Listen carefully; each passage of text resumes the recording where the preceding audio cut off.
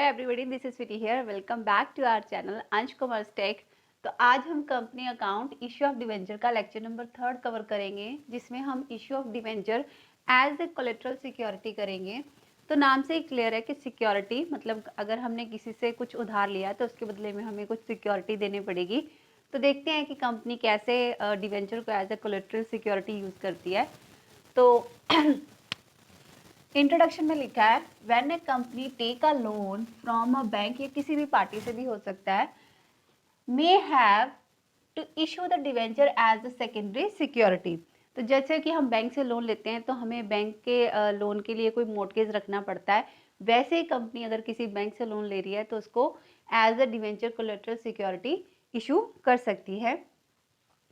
As soon as the company pay the final installment of the loan if take its debenture bank। तो सीधी सी बात है, अगर पूरा का पूरा कंपनी लोन बैंक को रीपे कर देती है तो वो डिवेंचर कंपनी के पास वापस आ सकते हैं, मतलब कंपनी अपने डिवेंचर को बैंक से वापस ले सकती है क्योंकि उन्होंने लोन रीपे कर दिया है। ठीक है, लेकिन if the default is made, अगर कंपनी बैंक का लोन नहीं पे करती है तो default in the payment of the interest, चाहे वो इंटरेस्ट की अमाउंट हो चाहे वो पेमेंट प्रिंसिपल की अमाउंट हो, that the bank can will be first realised the debts from the principal security.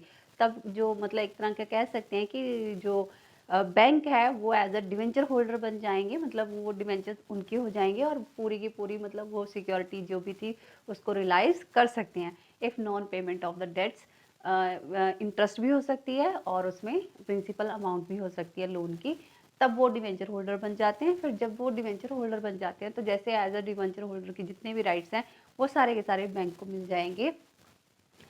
तो there are two accounting treatment. तो कोलेटरल सिक्योरिटी जब एज ए इशू होते हैं डिवेंचर तो कैसे ट्रीटमेंट करती है कंपनी अपने अकाउंट में।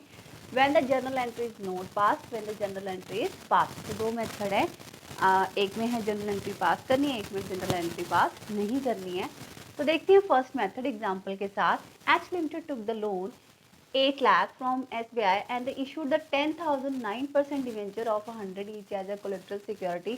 और आप ये भी पता कर सकते हो कि जो लोन होगा वो हमेशा कम अमाउंट का होगा और जो डिवेंचर्स वगैरह इशू होंगे एज ए कोलेटरल सिक्योरिटी वो ज़्यादा क्यों होंगे, क्योंकि हमें पता सिक्योरिटी हमेशा लोन से ज़्यादा होती है। तो 8 लाख के लोन के लिए 10 लाख के 9% डिवेंचर जो हैं एज ए कोलेटरल सिक्योरिटी रख रहे हैं।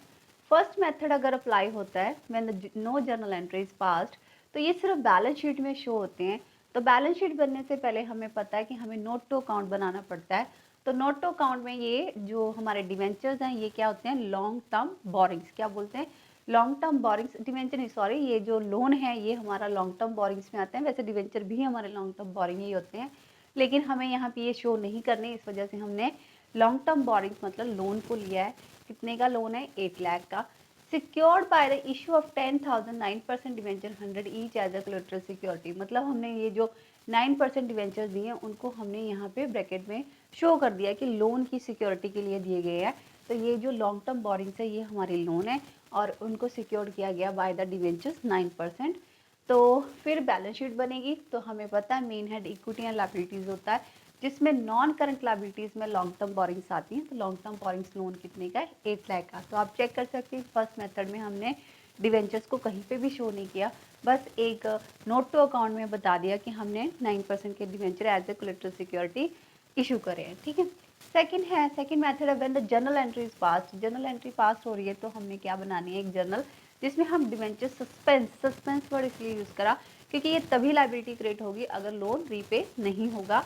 तो debenture suspense account debit to 9% debenture 10 lakh के, क्योंकि 10,000 9% 100 ईच के as a collateral security issue हो रहे थे। तो यहाँ पे हमने डिवेंचर्स लिखे 10 लाख के। यहाँ पे हमने वो जर्नल एंट्री पास नहीं करनी है फर्स्ट मेथड में। बैलेंस शीट बनानी है तो पहले नोट टू अकाउंट बनेगा, फिर वही है लॉन्ग टर्म बोरिंग, मतलब आपका लोन 8 लाख का है। मैंने जैसे कि बताया कि डिवेंचर भी लॉन्ग टर्म बोरिंग्स होते हैं। तो 10,000 9% डिवेंचर 100 ईच कितने के बन गए आपके, 10 लाख के, issue as a collateral security. और उसमें से आपने लेस कर दिया, ग्रेड करा है, तो ये सस्पेंस हमें पता है एसेट होता है, इस वजह से यहाँ से लेस हो जाएगा तो ये हमारा नील हो गया। इस वजह से लॉन्ग टर्म बोरिंग जो लॉन्ग टर्म बोरिंग्स है वो आपकी 8 लाख की रही और यही आपकी बैलेंस शीट में आ गई इक्विटी एंड लायबिलिटी के हेड में नॉन करंट लायबिलिटी, जिसमें आपकी आती है लॉन्ग टर्म बोरिंग्स 8 लाख। तो देखा जाए तो नेट इफेक्ट यही है कि आप 8 लाख ही शो कर रहे हो दोनों बैलेंस शीट में। बस यहाँ पे आपने ये अलग से थोड़ा शॉर्ट बता दिया कि हमारे debenture as a collateral security भी है और उसका डिवेंचर सस्पेंस अकाउंट भी बनाया, जिसकी वजह से ये नील हो गया। ठीक है, उसके बाद नेक्स्ट है non payment of loan secured by debenture. अगर इन केस कंपनी बैंक का लोन रीपे नहीं करती है तो क्या बनेगा केस। तो Z limited issue 10,000 10% debenture 100 each as a collateral security, 10 lakh के डिवेंचर इशू है कोलेटरल सिक्योरिटी, और लोन जो है वो 8 लाख का देना बैंक से लिया है। The company unable to pay the loan on which the interest payable 2 lakh as on 31 March 2021। तो कंपनी ना लोन रीपे कर पाई है, ना ही उसका इंटरेस्ट दे पाई है 2 लाख का, और देना बैंक ने अपना जो राइट है इसके कोलेटरल सिक्योरिटी का वो एक्सरसाइज कर दिया है। तो देखते हैं कैसे इफेक्ट पड़ेगा। 2 जर्नल आएंगे। जैसे जब उन्होंने लोन लिया होगा तो एंट्री पड़ेगी debenture suspense account debit to 9% debentures. तो अब ये पड़ेगी 10% डिवेंचर टू डिवेंचर सस्पेंस, क्योंकि आप इसको यूटिलाइज करने वाले हो 10 लाख का।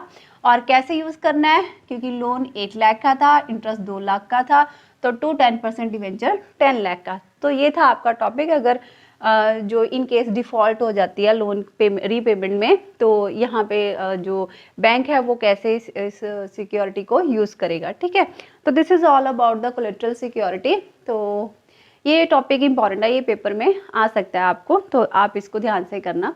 सो if you like our videos please continue with us and subscribe our channel. Thank you.